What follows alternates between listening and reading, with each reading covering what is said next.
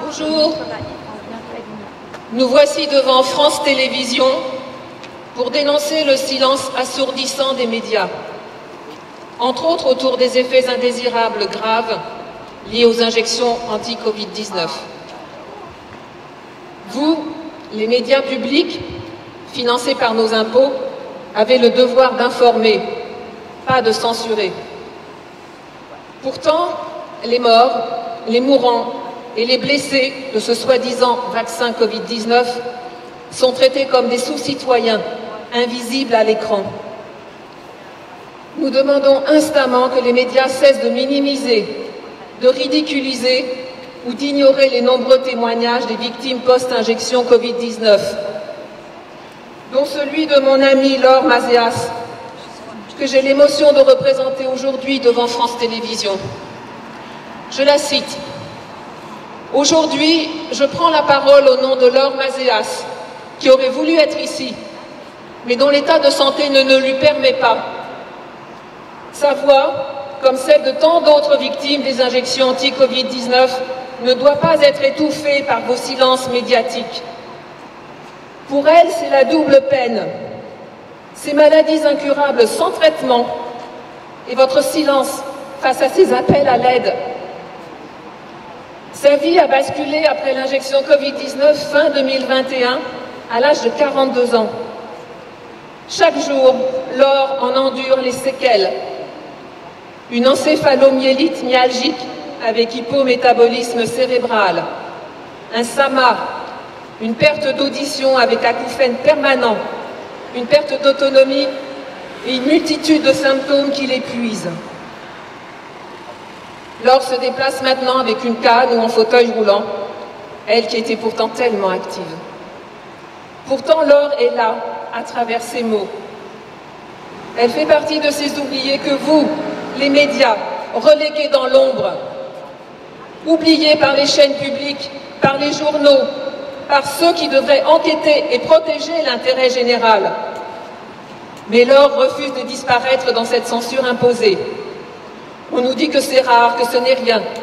Mais regardez autour de vous. Combien de victimes post-injection Covid-19 brisées, abandonnées et ignorées par vos reportages? Laure Maséas n'est pas un simple cas isolé. Elle est une personne, avec une famille, des enfants, des rêves volés. Et le pire, malgré la reconnaissance officielle par son centre de pharmacovigilance à Paris, en juillet 2023, qui conclut, je cite, « Au total, le rôle de la vaccination a été retenu dans la survenue de ces événements indésirables. Mais aussi, ces événements font l'objet d'une surveillance spécifique par l'ANSM, l'Agence nationale de sécurité des médicaments. Mais pendant ce temps-là, les médias continuent de faire comme si ça n'existait pas. Pourquoi ce blackout? Pourquoi cette désinformation? Pourquoi ces victimes post-injection Covid-19 sont-elles bannies de vos plateaux? Nous voulons des réponses. Aujourd'hui, Laure Maséas s'adresse à vous, personnel de France Télévisions et journalistes. Regardez-nous, écoutez-nous, diffusez nos histoires. Nos vies comptent, nos souffrances sont réelles, nos familles sont détruites. La douleur est si lourde que certains malades mettent fin à leur jour, ou d'autres ont recours à la sédation profonde pour éviter l'acharnement thérapeutique.